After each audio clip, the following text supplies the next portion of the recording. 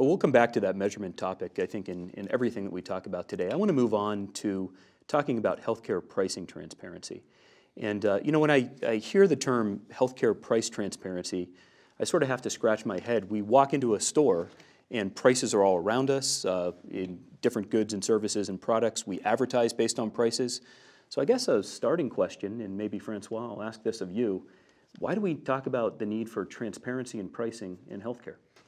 Because the industry has reveled in opacity for as long as anyone can remember, because it benefits those who are on the inside at the expense of everyone else. So if you have a choice and you can actually develop market conditions in which you can hide price, boy, the incumbents made off tremendously.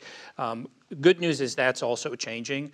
For the past couple of years, the Healthcare Incentives Improvement Institute, along with Catalyst for Payment Reform, have been publishing a report on the pricing transparency across the country and giving a score to every state on the level of transparency that exists.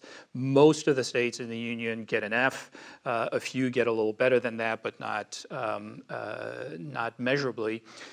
However, that has changed. So in the past 2 years, we have seen really good legislation be introduced in a number of different states. I don't think you'll see the effect of that in this year's report. So still the majority of states will get an F. However, as we go into 2016, the grades are going to start changing.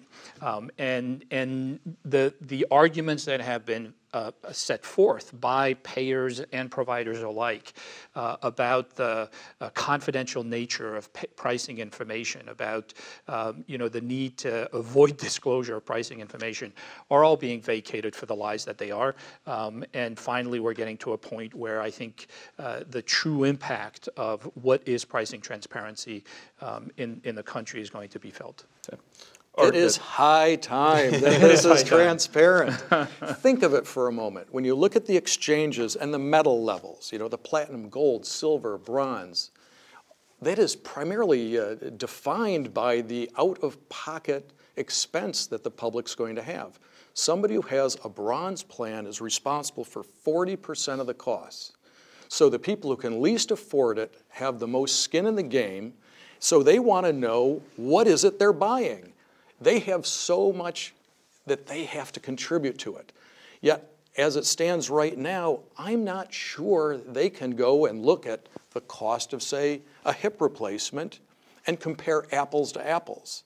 If you look on a website, or if you look at, you talk to a surgeon or a health system, one replacement may include the anesthesiologist, the other doesn't. What about pathology? Is that in there? What if you get an infection and you need more antibiotics? Is that included? So how do you make these comparisons, yet we're expecting the public to really be educated and make good decisions, including the pricing? Yeah. Right now, I'm not sure it's all there. I just wanted to emphasize that point because I'm a full advocate for price transparency. I think it's a great movement in our healthcare system. But I'm also conscious that we need to make this more patient-centric if we're going to have this effective. And I think most of the panelists would probably agree with that. And just to give 2 examples of that, we did a study where California had passed a great law saying that an uninsured person could go and get a price quote from hospitals.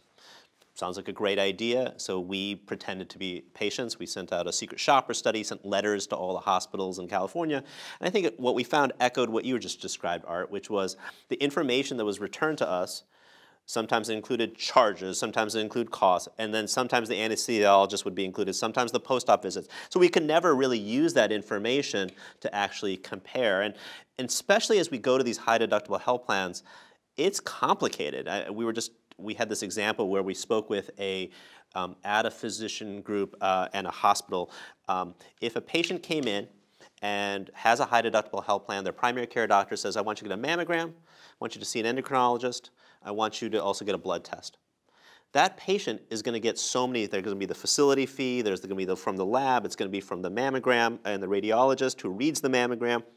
That single visit could encompass 6 or 7 visits and 6 or 7 things which the patient is supposed to look for the variation in prices. So I'm excited about price transparency, but just to echo what you said, Art, we need to also create a mechanism so that it's a lot easier for patients, because that I think is really not feasible.